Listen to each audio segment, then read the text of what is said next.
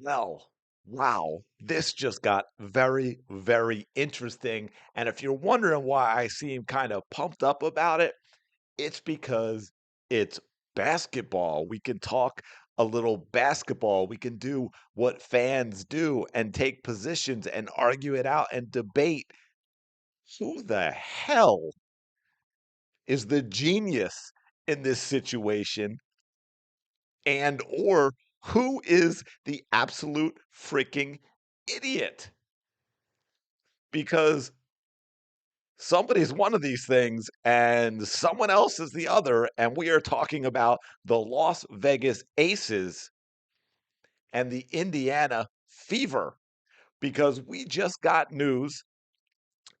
The Fever did not, they already made it clear now we're not worrying about Justine Pissott. She's gone, she's done. We're not going to put her on the active roster. Now they had at least what Harris, Bree Hall, Dantas, Grace, all players that any of them could have been let go or cut in order waived, if that's an easier sounding term for Justine to stay. I did see Stephanie White. This is a little bit. I'm going to get this out of the way. I'm not going to do an entire video on a little bit unless there's more to the story. Stephanie White talking about how it was a culture thing and how those players that I just mentioned, like Grace and Dantas, fit into the team culture. In other way, it was very grade school stuff. The players like Damiris Dantas, and that's why she's on the team. It's really clown stuff for a professional organization. That's just not how you run a professional sports team. It's how you run grade school nonsense, which is kind of interesting when we get into what I'm about to say. And that is the fact that, as I mentioned in a previous video, the Las Vegas Aces had to waive someone for Justine to be on the roster, to sign Justine Pissott. And they did. They waived maybe the leading candidate for the sixth Player of the Year award, folks. That is correct. They have waived Kennedy Carter to make room for Justine Pissott. Now, look, I know there'll be people who want to, and this is coming directly from the Las Vegas Aces, okay? This isn't some random thing I saw where someone put out about, oh my God, because there are those accounts.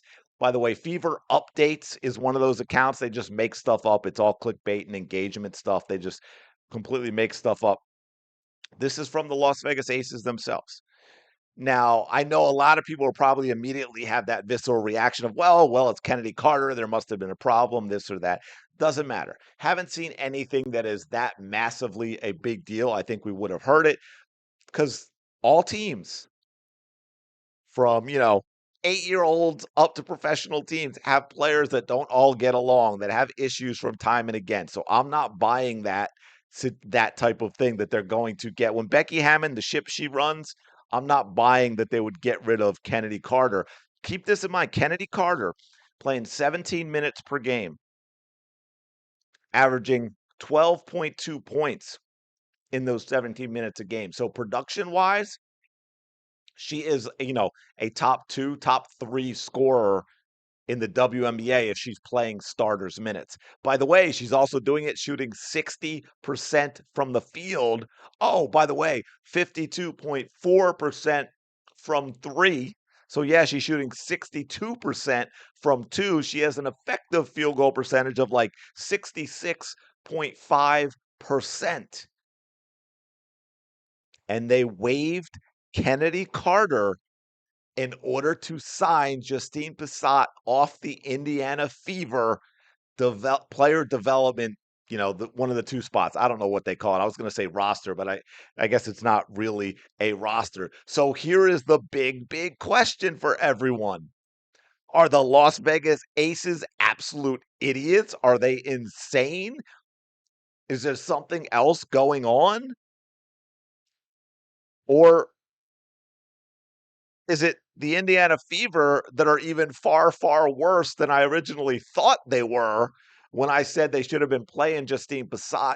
from the beginning because she is the perfect fit for a Caitlin Clark read and react offense. Honestly, I think Justine Pissott playing alongside Caitlin Clark, allowing Caitlin Clark to be Caitlin Clark, is a double-digit scorer, lighting it up. She's Lexi Hall plus Sophie Cunningham times 5 because she's got a lot of other stuff to her game because she's also 6'4" and can play in the post.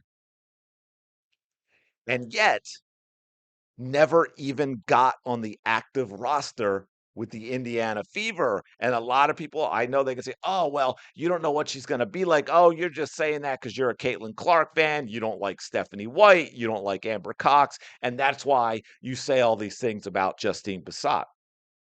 And yet, the Las Vegas Aces, knowing they had to waive a player, went and signed Justine Pissott off of the Fever development player contract roster thing, and they waived Chennedy Carter to do it. And I don't care if you're going to tell me that there is any friction in the locker room. You have Asia Wilson, you have Chelsea Gray, you have Jackie Young, you have Becky Hammond. They are keeping that stuff in check, I promise you. And Chennedy Carter is absolutely producing to the point of, for me, if you were to take that vote right now, she is the 6th player of the year winner. And yet, the Las Vegas Aces have waived her to sign Justine Pissott from the Indiana Fever. Now, look, here's the thing, man. I kind of actually feel bad for Justine Pissott right now because that makes me think that they have plans to throw her to the Wolves right away. And I think a lot of people are going to really judge that quickly now with them waiving Chennedy Carter when you have to realize that you have two things at play here. First of all, a rookie coming into a professional league, whether it's the WNBA, the NBA, the NFL, whatever it is, a lot of times, not always. I mean, come on, we talk about Caitlin Clark. There are exceptions, but a lot of times there's an adjustment period. So Justine Pissott never even got that. She's actually been in the league for all of this time now, and she hasn't played it all. So now you would throw her into a game in mid-season, which is even more difficult. It's difficult enough for a player who's already in the league and maybe, because of injury, have missed the first half of the season. But Justine Pissott has never played in the WNBA. And now, I mean, I think it's cool for her, like, to get player time, to get playing time if she does. And maybe she won't. But when you waive someone the quality of Chennedy Carter, to me, you're kind of saying that she's going to play, I think, at least a little bit. At least you have plans at some point to play her, and I think that elevates the expectations for her. And of course, you're also going to have, the Amber Cox defenders, the Fever front office defenders, the Stephanie White defenders who are going to judge every little thing of Justine Pissott and go after her if she's not performing extremely well to be able to defend the Indiana Fever. So it's going to be very, very interesting going forward. And again, for me, a lot of that is basketball stuff. Now, there, of course, will be people who get into other things to make it not as much about basketball. But even that, right? Howie Roseman, great GM, because I meant to this about the Aces with the Eagles. These people aren't infallible. Howie makes mistakes. I mean, judging talent is a tough, tough thing. Because if you said, well, who do you think's right here? I'm leaning to the Las Vegas Aces. They have a better reputation. They have a better track record. I'm much more impressed with their front office. I'm much more impressed with Becky Hammond than I am with anything of the Fever. But that doesn't guarantee that the Aces are correct. It means those smart people saw something that says, yeah, we got to give her a try. So, yeah. So, anyway, I wanted to get this out quickly. I may this is probably going to be pretty close to another video that's out, but I wanted to talk about this right away because it's one of those rare chances I got to do so. Anyway, let me know your thoughts in the comments below. Like, comment, subscribe. Y'all know the drill. I will talk to you later.